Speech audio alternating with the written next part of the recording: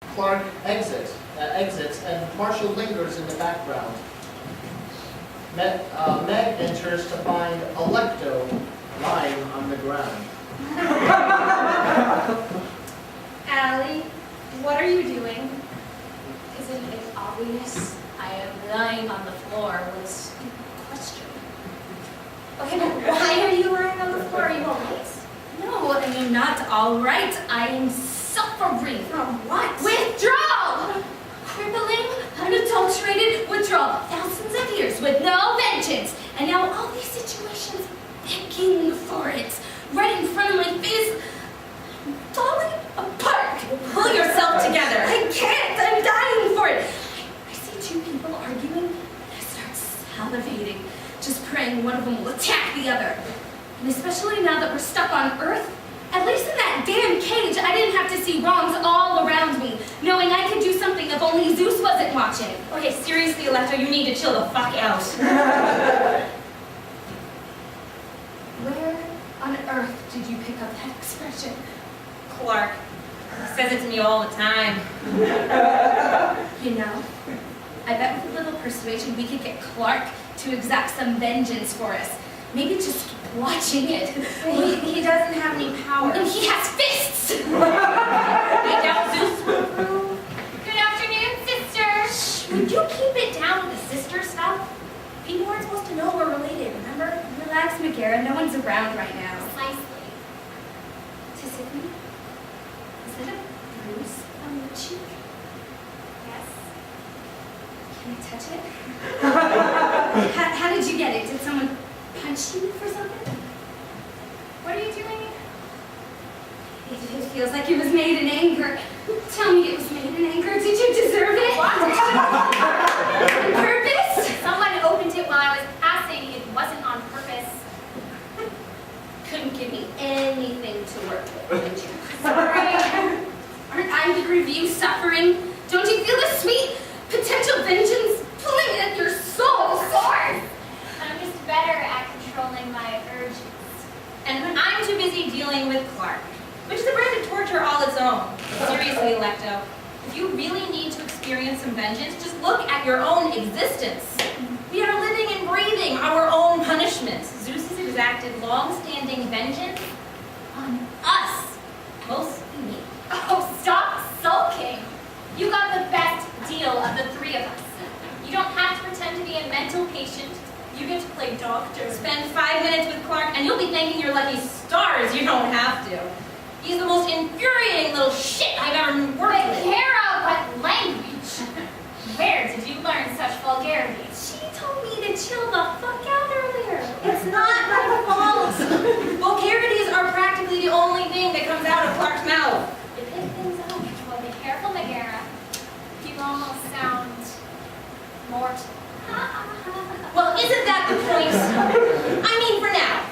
We're supposed to be convincing sisters. If anything, I'm the only one who's doing their job right. Our job is vengeance.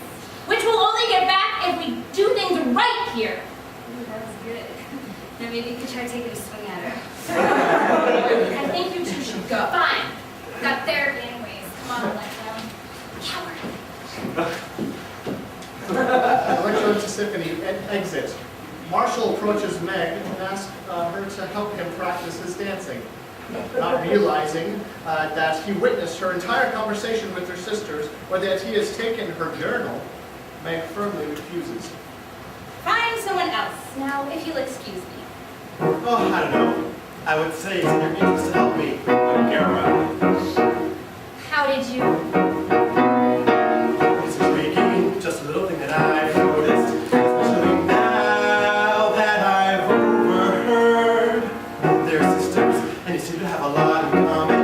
Under the impression you're a goddess of vengeance, but I can tell if you're concerned, provided that you treat me well, then you get everything I need, and you'll never have to worry about mine.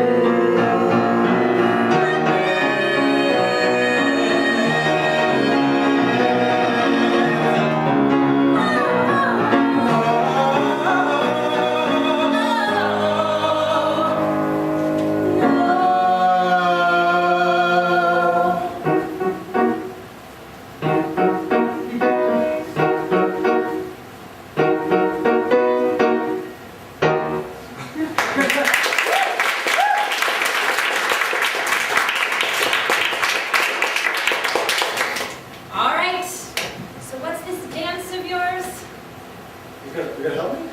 Even though we're blackmailing each other? Well, it appears that you are more vindictive than I first assumed, which means there's a chance that I might actually start liking you. So, yes. Great, let's go.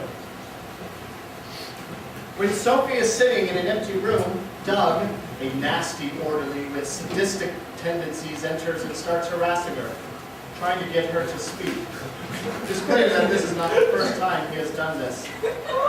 Before he goes, Doug assures Sophie that they have unfinished business and he will find her later. Liam enters and sees how upset Sophie is. He tries to comfort her, but she is overwhelmed and goes to sit alone at the piano. Meg, trying to get through to her, Liam sings to her music and is able to cheer her up. The two then share a touching moment. When Liam leaves, Sophie sits back down at the piano, smiling dreamily.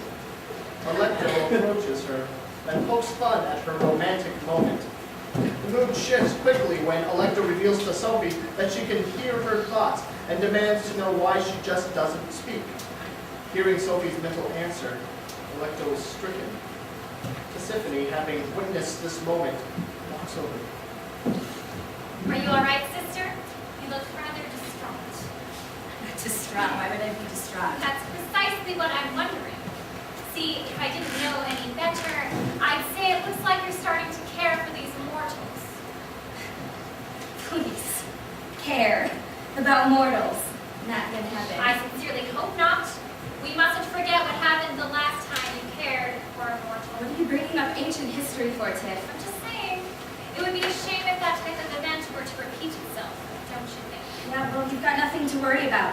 Thousands of years in a squalid prison was more than enough to strip me of anything even close to resembling emotion. Then why do you look so stricken when that mortal told you what happened? I'm playing along, okay? I'm giving Zeus the show he wants. Once he gets off his little power trip of his, it's all vengeance all the way. Mortals of the world, watch out. Now that sounds like the sister I know and love from the good old days. They didn't call me Rage Machine for nothing. Come on, I heard one of the orderlies just found out her fiance's been cheating on her. If we're lucky, we might be able to cut a glimpse of the budget. Sweet!